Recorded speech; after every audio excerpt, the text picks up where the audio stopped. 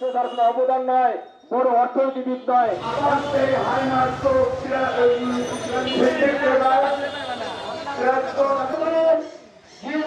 মাধ্যমে আপনারা দেখেছেন নিয়ে গিয়েছে লক্ষ লক্ষ কোটি টাকা তারা লোন হিসেবে। আজকে আমরা এই পর্যায়ে সংক্ষিপ্ত আকারে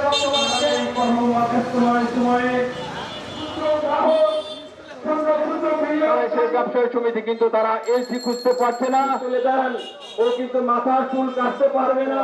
আমি সকলের উদাত্ত আহ্বান জানিয়ে আমার শেখ সালাম বিন্দু এই পর্যায়ে বক্তব্য রাখছেন একজন সচেতন গ্রাহক হিসেবে বলছিল ইসলাম ব্যাংকের কিন্তু আমরা